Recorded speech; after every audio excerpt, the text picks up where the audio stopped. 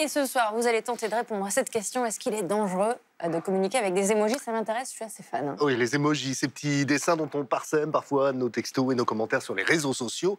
Vous les adorez. Un bouquet de fleurs, un ballon de foot, un gâteau d'anniversaire, un feu d'artifice. Moi, j'avoue que j'en suis encore resté au smiley.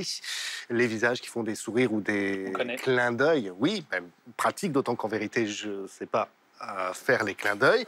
Mais avec les emojis, c'est beaucoup plus complexe. Et si vous ne faites pas gaffe, vous pouvez vous retrouver devant un tribunal. C'est ce que nous explique cet article américain.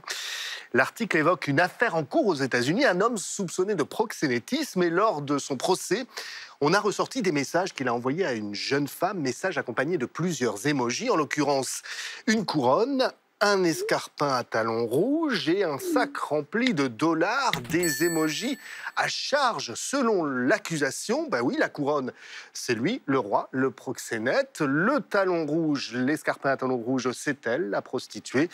Et le sac montre bien qu'entre eux, c'est une histoire d'argent. Pas vrai, a lancé l'avocat du monsieur. Mon client cherche simplement une relation d'amour. Tarifée. Quand même, hein, chacun sa vision de la relation amoureuse. Et chacun surtout son interprétation de ces petits dessins. Oui, par exemple, si j'envoie à une jeune fille ou à un jeune homme un emoji aubergine ou un emoji pêche, oui, il peut se dire, tiens, Frédéric a très envie de manger des aubergines ou de manger des pêches, mais si dans le même message j'envoie une aubergine, une pêche et en prime les emojis banane et donut, évidemment, ça peut passer pour un vieux satire, une coquine très très grosse faim.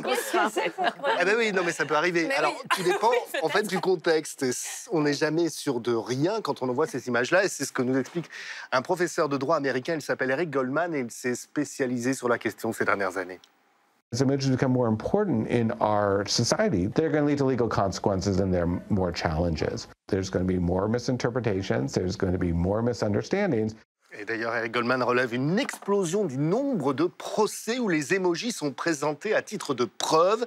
Il y en avait moins d'une dizaine en 2013, il y en avait 25 en 2016 et plus de 50 l'an dernier, rien qu'aux États-Unis, des litiges commerciaux, des affaires de harcèlement sexuel ou de diffamation, et régulièrement les accusés sont condamnés à des amendes. C'est-à-dire les États-Unis ne sont pas le seul pays concerné. Non, en 2017 par exemple, il y a eu une affaire en Israël, c'était une affaire immobilière. Et puis en France, en 2016, là, c'était un jeune homme qui envoie le dessin d'un revolver à son ancienne petite amie âgée de 17 ans. Alors là, d'après son avocate, ça signifiait « notre relation est finie ».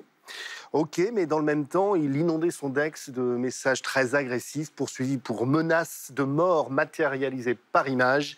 Il a pris 3 mois de prison ferme. D'ailleurs, dorénavant, on a remplacé le revolver par un pistolet à eau dans les banques d'images. Ah oui, c'est vrai. Eh ben oui, bref, les emojis, c'est très joli. Ah ben parce que les revolvers, ça fait menace. Il y a des couteaux là, hein, quand même.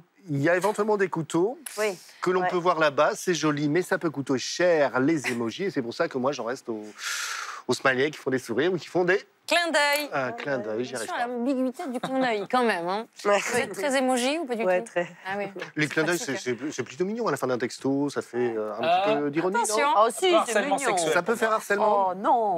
Enfin, ceux que tu m'envoies, je trouve qu'ils sont sexuels. Ça, c'est Oh, ils sont mignons.